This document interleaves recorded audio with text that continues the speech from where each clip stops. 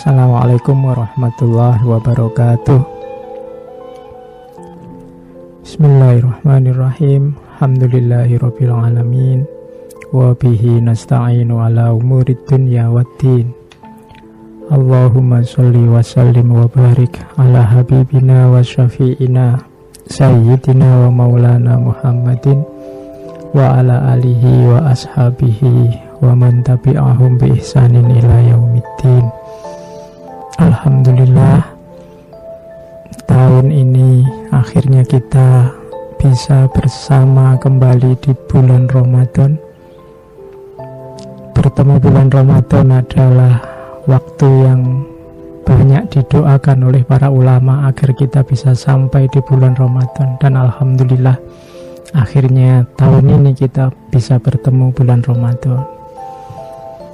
Di sesi yang pertama ini saya ingin mengutip ayat yang paling banyak dikutip di setiap bulan Ramadan, yaitu surat Al-Baqarah ayat 183.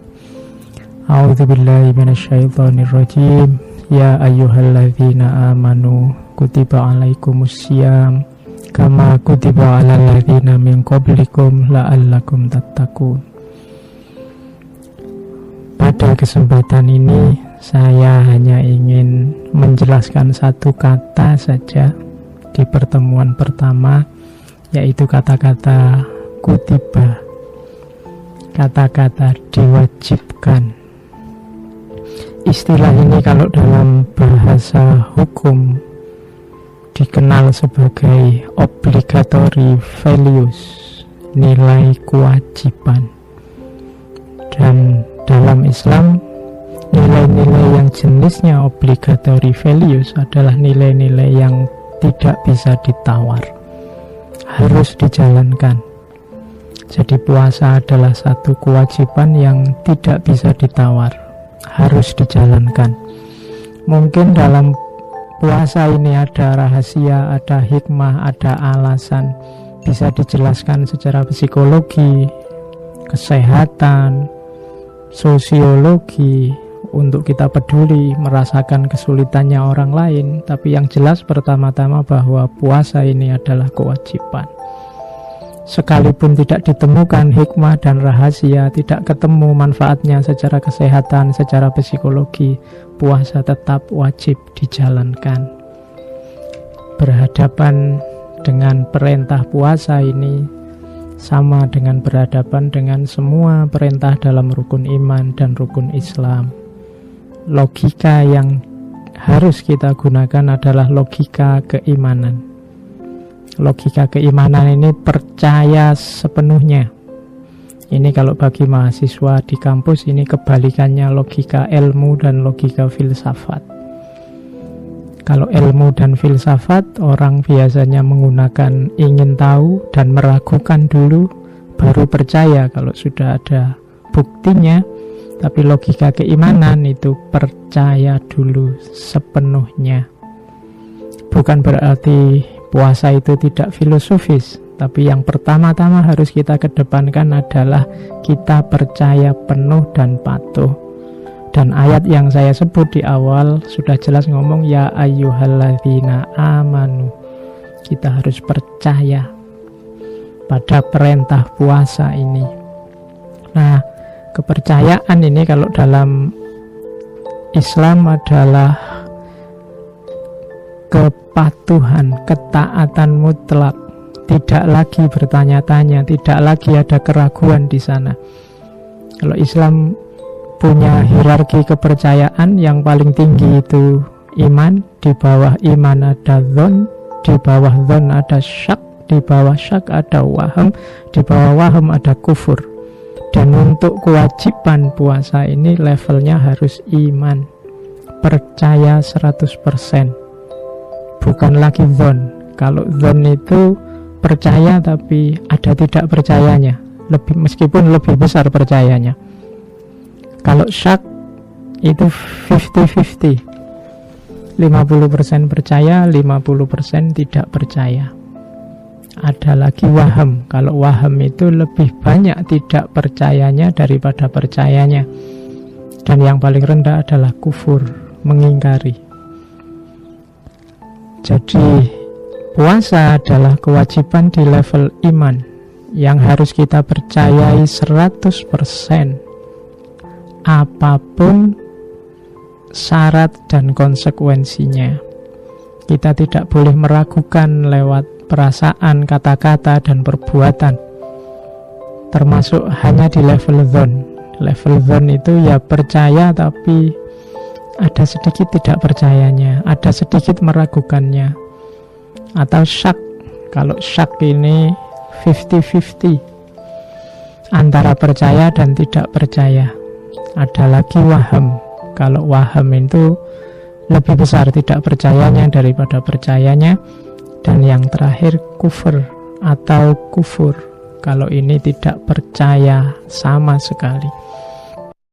Jadi berhadapan dengan kutibah, yang pertama secara batin, secara agama kita harus beriman, percaya sepenuhnya.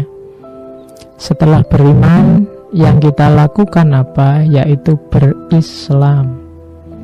Itu tindak lanjutnya dari keimanan adalah keislaman, kepatuhan, kepasrahan total terhadap apapun yang diwajibkan oleh Allah. Mungkin ada orang yang mengkritisi, manusia itu kan bebas, manusia itu kan harus eksis, mandiri, merumuskan, memutuskan apa yang dia ingin lakukan atau tidak ingin dilakukan.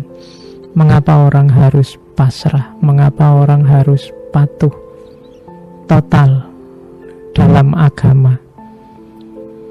Itu banyak orang yang mempertanyakan hal semacam ini, sehingga banyak misalnya di barat orang anti agama karena dianggap agama membelenggu kebebasan. Orang jadi tidak mandiri, orang jadi tidak jadi dirinya sendiri. Kritik-kritik semacam ini banyak kita dapatkan dalam tradisi berpikir rasional liberal di barat, sehingga banyak orang jadi ateis, jadi agnostik, tidak percaya sama agama, tidak percaya sama Tuhan, dengan asumsi bahwa agama dan Tuhan itu diciptakan untuk membelenggu mereka. Nah, dalam Islam logika semacam itu tidak ditemukan. Jadi Islam sangat menyadari bahwa manusia itu terbatas, manusia itu punya banyak kelemahan. Tidak mungkin manusia menyelesaikan semua masalahnya sendiri. Tidak mungkin manusia mengatasi problem hidupnya sendiri tanpa bersandar pada apapun di luar dirinya. Manusia itu lemah. Kalau kita sakit, kita butuh dokter. Kalau urusan elektronik kita rusak, kita butuh ahli teknik. Kalau urusan pesawat terbang, ya kita pasrahkan pada ahli dirgantara. Karena kita tidak tahu ilmunya, karena kita tidak mengerti. Jadi tidak mungkin manusia bisa mandiri memutuskan sesuka hatinya. Dia punya keterbatasan-keterbatasan. Dia punya kekurangan-kekurangan. Dan kekurangan paling besar manusia adalah dia tidak wujud yang pasti. Dia hanya makhluk yang diciptakan oleh Allah. Maka Islam punya rumus Allahus Shomad. Hanya Allah lah tempat bersandar. Hanya Allah lah tempat kita patuh dan pasrah. Karena kita lemah. Dalam dunia sosiologi ada rumus bahwa manusia itu serba tidak mungkin, serba tidak pasti, serba langka. Tidak mungkin itu berarti manusia itu berhadapan dengan banyak ketidakmungkinan dirinya sendiri dan keputusan-keputusan dan gagasan-gagasan dan pikiran-pikirannya. Yang dia anggap pasti baik bisa jadi blunder dan jadi malapetaka untuk hidupnya. Yang dia anggap jelek bisa jadi ada manfaat dalam hidupnya. Ada banyak hal yang membatasi dia, yang membuat dia tidak mungkin. Kita tidak mungkin tidak makan terus-menerus, kita tidak mungkin senang terus-menerus, kita tidak mungkin bahagia terus-menerus. Kita berhadapan juga dengan ketidakpastian. Kita berhadapan dengan ketidakeksakan dalam hidup kita. Tidak ada jaminan yang kaya bahagia, tidak ada jaminan yang rajin pasti sukses, tidak ada jaminan yang ngalah pasti menang kalau dalam Islam. Penentu semuanya hanya Allah kalau dalam Islam. Dan yang ketiga, secara sosiologi manusia itu punya karakter kelangkaan, terbatas. Tenaga kita terbatas, nafas kita terbatas, daya kita terbatas. Tidak semua yang kita inginkan bisa terwujud, dan bahkan umur serta usia kita juga terbatas. Oleh karena itu, mereka yang bilang bahwa patuh dan pasrah kepada Allah 100% itu tidak manusiawi. Sebaliknya, kalau kita cermati, justru orang yang bilang bahwa manusia bisa mandiri 100% tanpa hal-hal orang-orang di luar dirinya adalah justru yang tidak manusiawi. Termasuk secara eksistensial, keberadaan kita di muka bumi ini ternyata juga tergantung atas kehendaknya Allah. Maka perintah puasa yang dilandasi menyarankan kita patuh dan pasrah total itu manusiawi. Dan tidak usah khawatir, kalau Allah mewajibkan sesuatu, pasti yang pertama Allah memberikan kekuatan, potensi terhadap diri kita untuk mewujudkan perintah itu.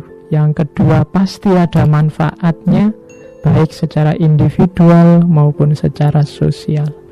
Yang ketiga, pasti Allah menjanjikan balasan ukhrawi maupun duniawi, yang terduga maupun yang tidak terduga. Dan yang terakhir, pasti ada mekanisme pengecualian, karena Islam sangat manusiawi, termasuk dalam puasa. Yang sakit ada rukhsah, yang musafir ada rukhsah, yang punya kesulitan tertentu ada jalan keluarnya. Itulah Islam. Jadi tidak membabi buta meskipun sifatnya wajib. Dari kata-kata kutiba itu hanya satu yang harus kita simpulkan, mari kita berpuasa, karena puasa itu wajib dengan segala rahasia, hikmah, manfaat, baik untuk diri kita sendiri maupun di kehidupan nanti di akhirat. Demikian pertama kali kita ngomong di bulan Ramadan ini. Wallahul muwaffiq, wallahu a'lam bissawab. Wassalamualaikum warahmatullahi wabarakatuh.